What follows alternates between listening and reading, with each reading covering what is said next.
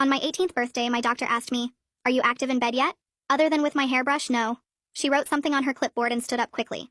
"Then there's something wrong here. Stay here. We have to prep you." Before I could ask what she meant, she was already out the door. I sat there in the cold room wearing that stupid paper gown, feeling more scared than I'd ever been. My hands were shaking as I grabbed my phone to call my mom. "The doctor says I need an ultrasound." She asked if I'd had one yet, like I was supposed to already know about it. My voice cracked. Mom went quiet on the other end. Then I heard her start crying. Not just regular crying, but deep sobs that made my fear multiply. "I'm so sorry, baby. I think it's passed on to you. I'll get there as soon as I can."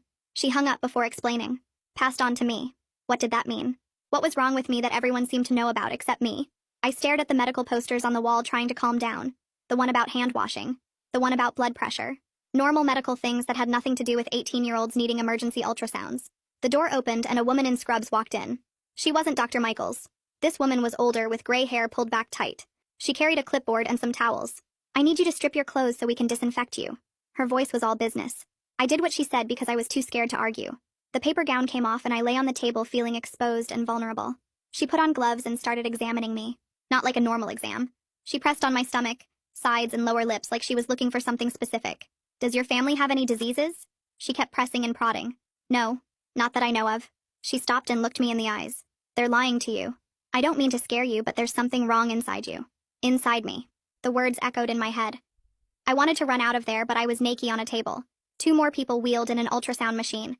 The same kind they use for pregnant women, but I definitely wasn't pregnant. They squirted the cold gel on my stomach without warning. The woman turned on the machine and started moving the wand around, pressing harder than seemed necessary. Everyone was silent, watching the screen. I couldn't see it from my angle, but I could see their faces. The way their expressions changed from professional to concerned, to something that looked like fear. The woman's hand stopped moving the wand. "Oh my God, there it is." She whispered it, but in the quiet room it sounded like shouting. The other two people leaned in closer to look. One of them gasped. The woman turned the screen slightly and I caught a glimpse of the black and white image but couldn't make sense of what I was seeing. It didn't look like the baby ultrasounds I'd seen on TV. It looked wrong somehow. My mom burst through the door, still in her work clothes.